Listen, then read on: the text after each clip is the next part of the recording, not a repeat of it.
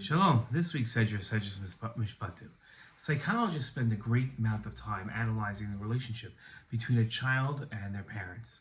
A child's relationship with their parents is one of the most fundamental factors in a person's development. A healthy relationship between a parent and a child has a positive influence on the child and gives them the tools they need to lead confident lives and pass on their healthy confidence to their own children. On the other hand, an unhealthy or abusive relationship between a parent and a child undermines a child's confidence and doesn't afford them the opportunity to raise healthy families themselves. In this week's Torah portion, we find a crucial lesson about the relationship between a parent and a child. This lesson also teaches the proper way a child should view their parents.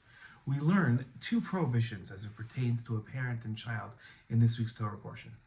Pasuk says, "One who strikes one's father or mother shall be put to death, and one who curses one's father or mother shall also be put to death." In his commentary to these verses, Rashi explained the prohibition of hitting a parent.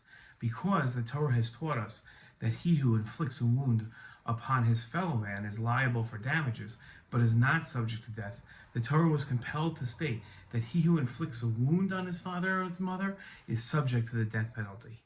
He is, however, not punishable with death except for a strike which caused a wound.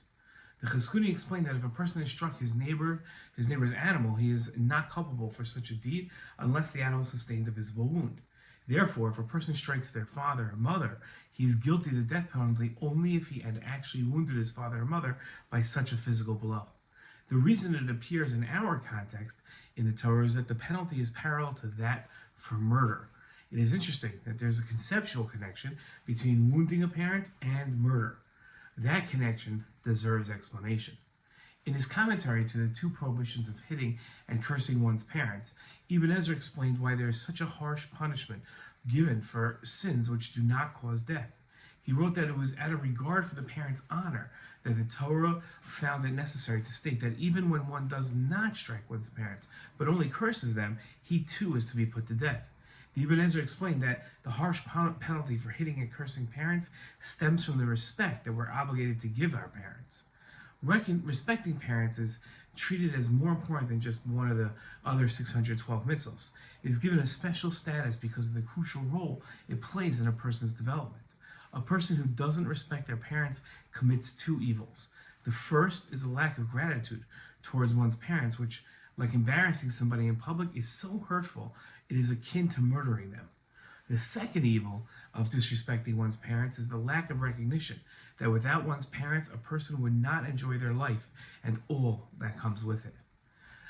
A child who reveres and respects their parents is enjoying a healthy relationship with their parents.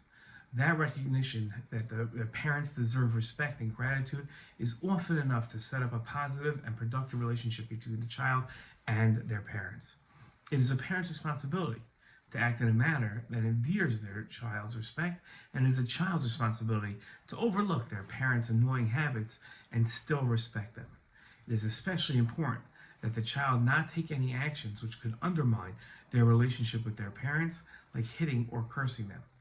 The lesson of this week's Torah portion and the prohibitions of hitting and cursing parents is the importance of recognizing the respect due to parents and the importance of showing respect to one's parents as a crucial part of their development.